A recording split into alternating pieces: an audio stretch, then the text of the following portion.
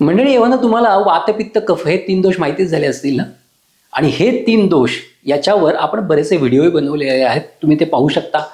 परंतु आज मी हे वात पित्त कफ हे 3 दोष आपल्या शरीराशी कशी निगडीत आहेत, आपल्या 24 तासांशी कसे निगडीत आहेत आणि आपल्या वयाशी कसे निगडीत आहेत हे सांगणार आहे.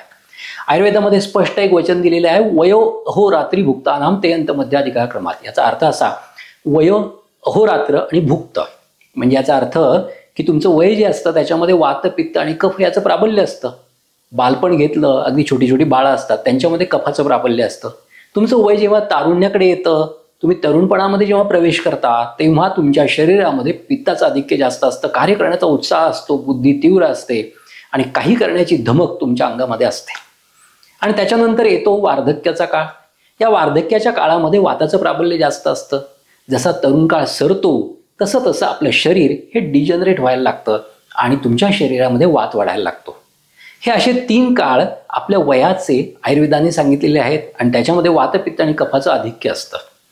आता वयो अहोरात्री भुक्त, अहोरात्रामध्ये या वात पित्त आणि कफाचा काळ काय सांगितलेला आहे, ते सकाळचा काळ कफाचा सांगितलेला आहे, दुपारचा काळ पित्ताचा सांगितलेला आहे आणि संध्याकाळचा काळ वाताचा सांगितलेला आहे.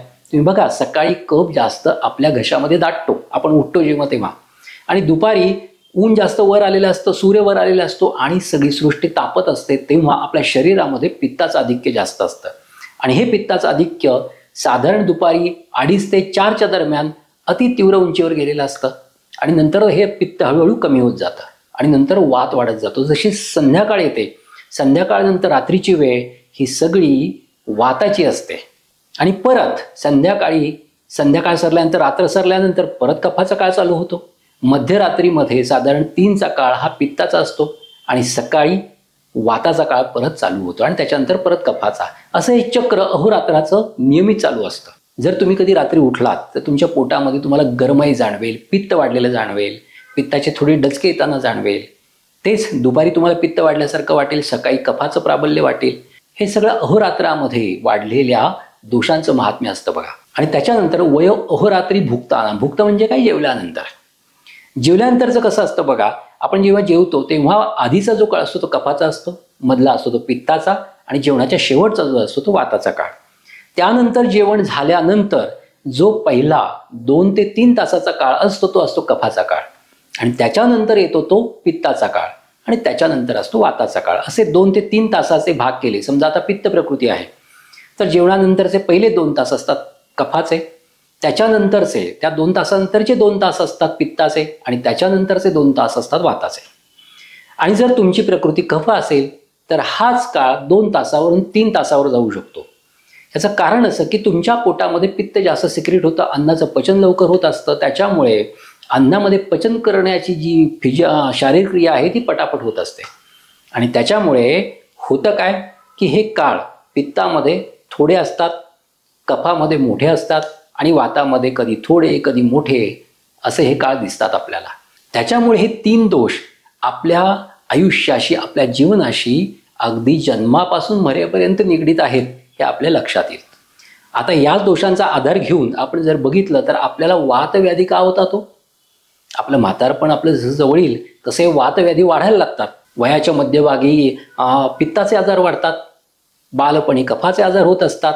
बऱ्याच जणांना छातीमध्ये बाळांना म्हणजे कफ वाढून कफाचे आजार, खोकल्याचे आजार, दम्याचे आजार होतात, बालदमा होताना दिसतो, सर्दी होताना दिसते, कफामुळे ताप येताना दिसतो. आणि जेव्हा माणूस मध्यम वयामध्ये जातो तेव्हा त्याच्यामध्ये पित्ताचे विकार होताना दिसतात. भूक, आणि जर हे विकार निर्माण होत नसतील तर भूक छान लागते, अन्न पचवण्याची ताकद असते त्यांच्यामध्ये, भरपूर जेवतात, भरपूर अन्न खातात आणि त्याचं कन्व्हर्जन चांगलं होत असतं, त्याच्यामुळे तब्येत पण चांगली होते. हा असा आहे पित्ताचा काळ.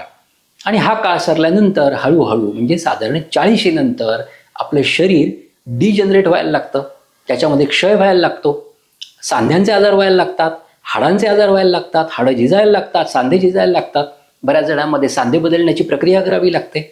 मग अशा वेळेस जर आपल्याला वाटत असेल आयुष्यभर म्हणजे अगदी बालपणापासून म्हातारपणापर्यंत आपल्याला व्यवस्थित चालता यावं, आपली कामं आपण व्यवस्थित करायला हवी, त्यासाठी आपल्याला कुणाचाही आधार घ्यायला लागू नये, जर असं आपल्याला वाटत असेल तर काही करू शकतो का आपण?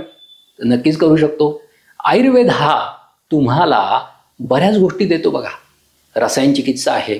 त्या रसायन चिकित्सेमध्ये अनेक गोष्टी अशा आहेत की ज्या तुमच्या शरीराच्या धातूंचं, त्याबरोबरच अस्थि धातूचं, त्याबरोबर मज्जा धातूचं रक्षण करायला तुम्हाला उपयोगी पडू शकतात. मग या बाबतीत आयुर्वेद काय सांगतो? तर आयुर्वेद असं सांगतो की तुमच्या धातूंचं जर रक्षण करायचं असेल तर तुमचं वय एकदा पुढे पुढे जाईल तसं पहिली गोष्ट पाळा, ती म्हणजे ब्रह्मचर्य. ब्रह्मचर्य पाळल्यामुळे तुमच्या धातूचं रक्षण होतं आणि धातूचं रक्षण झाल्यामुळे त्याच्या आद्य धातूंचं म्हणजे मज्जा आहे, हाडं आहे, मांस आहे यांची झीज होत नाही आणि तुमचं शरीर दीर्घकाळ टिकून राहतं असं आयुर्वेद म्हणतो. दुसरी गोष्ट, जेव्हा तुमचं वय सरतं तेव्हा तुमची भूक आपसुकच कमी व्हायला लागते. भुकेप्रमाणे अन्न घ्यावं हे महत्त्वाचंच असतं, परंतु तुम्ही सारखं खात असाल तर तुमच्या शरीरातल्या धातूंचं पोषण नीट होत नाही. आता तुम्ही म्हणाल सारखं खाणं त्याच्यामुळे तर पोषण व्हायला पाहिजे, परंतु तसं अजिबात नसतं. तुम्ही जे खाता ते पचवणं महत्त्वाचं असतं. तुम्ही जर खाल्लेलं पचवलं नाही तर ते तिथेच राहणार आहे, त्याच्यापासून आमदोष निर्माण होणार आहे, विष निर्माण होणार आहे आणि त्याच्यापासून वेगळेच आजार निर्माण होऊ शकतात. यासाठी आपण जे अन्न खातो ते अग्नी अपेक्षी असावं. म्हणजे काय की तुमच्या अग्नीला अपेक्षित तेवढंच अन्न घ्यावं. जर तुम्ही त्याच्यापेक्षा जास्त अन्न पोटात ओतलं तर ते अन्न पचलं कसं जाईल हो? तुमच्या पोटामध्ये जेवढा अग्नी आहे, जेवढे पाचक स्राव स्रवलेले आहेत, त्याला पुरेसं असं थोडं अन्न दिलं तर त्याला पुरेसं असतं आणि ते व्यवस्थित पचवलं पण जातं. आणि ते पचलेलं अन्न त्याच्यापासून आहार चांगला निर्माण होतो.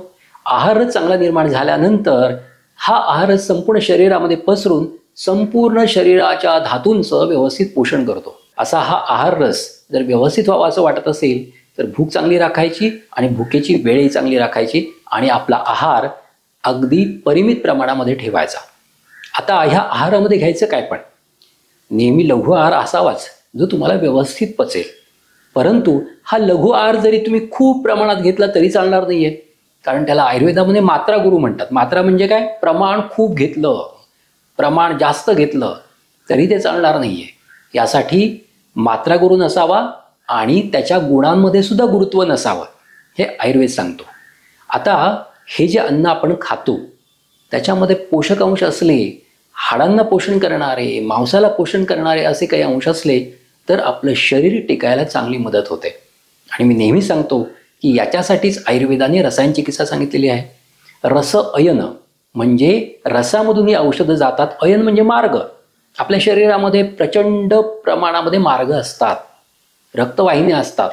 अगदी लाखो किलोमीटरच्या त्या रक्तवाहिन्या पसरलेल्या असतात आणि या रक्तवाहिन्यांमधून रक्त संवाहित होतं, त्या अयनांमधून संवाहित होतं आणि आपल्या संपूर्ण शरीरामधल्या संपूर्ण धातूंचं पोषण व्यवस्थित या आहाररसाने होत असतं.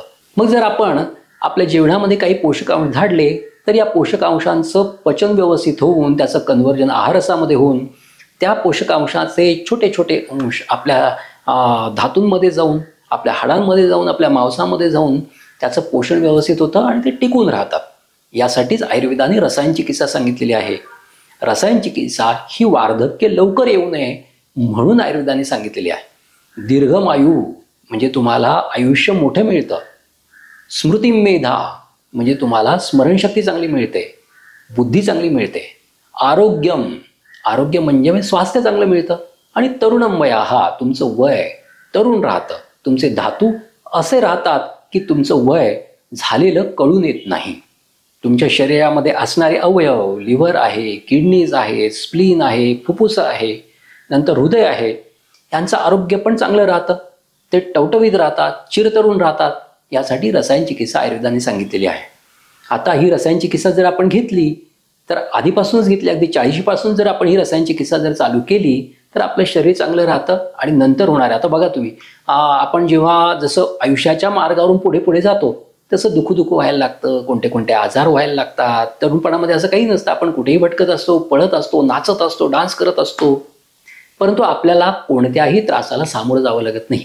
परंतु जसं जसं आपण आयुष्याच्या वाटेवर पुढे जातो, जीवनाच्या वाटेवर पुढे पुढे जातो, काटेरी वाटेवर आपण तुडवत जातो. तारुण्यामध्ये ह्या काटेरी वाटा आपल्याला काही वाटत नाही, त्याचं काही वाटत नसतं, सोयर सुतत नसतं. परंतु जेव्हा जसं जसं आपण आयुष्याच्या वाटेवर पुढे जातो तसं तसं आपलं शरीर खंगायला लागतं. आपल्या शरीरामध्ये जे काही गोष्टी आहेत, त्रास आहेत, ते आपल्याला जाणवायला लागतात. मग जर आपल्याला हे त्रास जाणवू नये असं वाटत असेल तर आपल्याला ही रसायन चिकित्सा फार महत्त्वाची आहे. 40शी नंतर ही रसायन चिकित्सा जर घ्यायला लागलात तर आपलं शरीर टिकून राहतं, हाडांची झीज नाही होणार, मांसधातूची झीज नाही होणार आणि त्याच्यामुळे शरीर टिकल्यामुळे चिरतारुण्य प्राप्त होतं आणि आपण दीर्घकाळ चांगल्या अवस्थेमध्ये राहतो.